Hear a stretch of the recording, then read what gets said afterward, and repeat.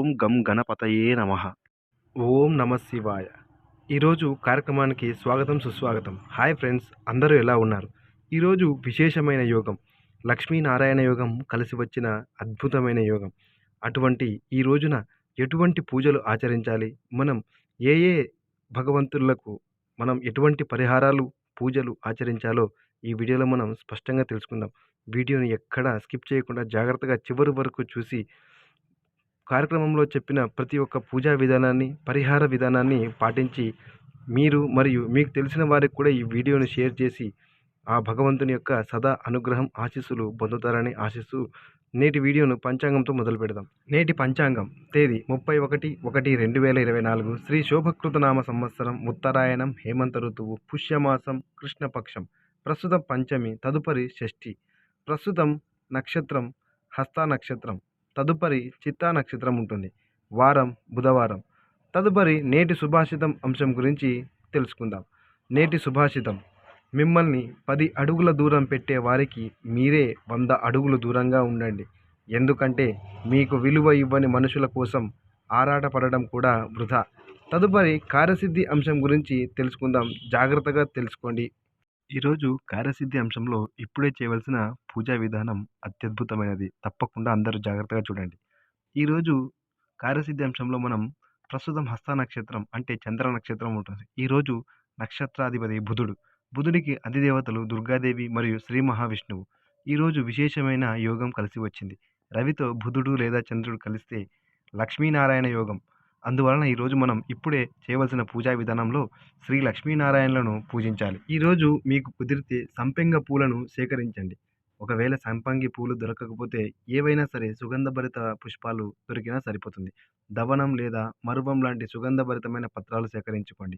ఇవేవి దొరకకపోయినా మామూలు పుష్పాలతో కూడా ఈరోజు పూజ చేసుకోవచ్చు. ఈరోజు మన ఇంట్లో లక్ష్మీనారాయణ విగ్రహాలు కానీ లేదా లక్ష్మీనారాయణల ఫోటో కానీ ఉంటే వాటి ముందు 2 నేతి దీపాలను వెలిగించి లక్ష్మీనారాయణలకు పసుపు కుంకుమ గంధాన్ని అలంకరించి కొన్ని నానబెట్టిన బియ్యము మరియు చిన్న బెల్లం ముక్కను లక్ష్మీనారాయణులకు నైవేద్యంగా పెట్టండి. ఇలా నైవేద్యం పెట్టి లక్ష్మీనారాయణులకు పసుపు కుంకుమతో అర్చన చేయాలి. అది ఎలా అంటే, లక్ష్మీనారాయణల ముందు ఒక ఆకుపై నారాయణ స్తోత్రం చదువుతూ పసుపుని కొద్ది కొద్దిగా వేయాలి. మరొక ఆకుపై లక్ష్మీదేవి యొక్క అష్టకాన్ని చదువుతూ కుంకుమను కొద్ది కొద్దిగా వేస్తూ అర్చన చేయాలి. ఈ విధంగా అర్చన చేసిన తర్వాత మంగళహారతిని ఇవ్వాలి. ఇలా మంగళహారతి ఇచ్చిన తర్వాత పసుపు కుంకుమను చిటికెడు చిటికెడు తీసుకొని ఒక చెంబులో నీరు పోసి ఆ చెంబు నీటిలో పసుపు కుంకుమను వేయాలి. తదుపరి ఆ పసుపు కుంకుమ నీటిని ఇల్లంతా ప్రోక్షణ చేసుకోవాలి. తదుపరి సింహద్వారంపై ప్రోక్షణ చేసుకోవాలి. తులసి చెట్టుపై కూడా ప్రోక్షణ చేసుకొని చివరికి మన తలపై, మన కుటుంబ సభ్యుల తలపై ప్రోక్షణ చేసి మిగిలిన నీటిని ఇంటి బయట చెట్లకు పోయాలి. ఇలా ఈరోజు చేయడం వలన ఆ లక్ష్మీనారాయణల దయ వల్ల ఇంట్లో సమస్త దారిద్ర్యం దూరం అవుతుంది మరియు ఎటువంటి సంకట పరిస్థితుల్లో ఉన్న దాటి నుంచి బయటపడేందుకు పరిష్కార మార్గాలు కూడా దొరుకుతాయి. తప్పకుండా ఈరోజు ఈ అద్భుతమైన పూజా విధానాన్ని పాటించండి.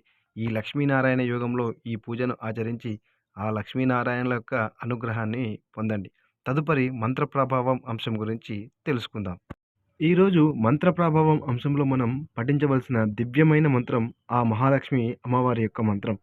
ఈ మంత్రాన్ని ఈరోజు పారాయణం చేయడం వలన ఆ మహాలక్ష్మి దేవి యొక్క అనుగ్రహం సంపూర్ణంగా మనపై కలిగి ముఖంలో తేజస్సు, కాంతి అనేవి సంపూర్ణంగా ఏర్పడతాయి మరియు సమస్త దారిద్ర్యం నుంచి విముక్తి కొరకు ఈరోజు అందరూ ఈ మంత్రాన్ని పారాయణం చేయండి. ఓం మహాలక్ష్మియే నమః. ఓం మహాలక్ష్మియే నమః. ఓం మహాలక్ష్మియే నమః. కార్యక్రమంలో చివరిగా సంకల్ప సిద్ధి అంశాన్ని తెలుసుకునే ముందు వీడియోను అందరూ లైక్ చేయండి. అలాగే షేర్ చేయడం ద్వారా ఎంతోమందికి ఈ వీడియో ఉపయోగపడుతుంది. ఈరోజు సంకల్ప సిద్ధి అంశానికి స్వాగతం. ఈరోజు సంకల్ప సిద్ధిలో సాయంత్రం పాటించవలసిన పరిహారం. ఈరోజు సాయంత్రం చేయవలసిన పరిహారం: సాయంత్రం షష్ఠీ ఘడియలు ఉంటాయి. ఈ షష్ఠీ ఘడియల్లో నాగదేవతలను విశేషంగా పూజించాలి. ఈరోజు విశేషంగా కృష్ణపక్ష షష్ఠి. ఈరోజు దుర్గాదేవిని మరియు గణపతిని పూజించుకోవాలి.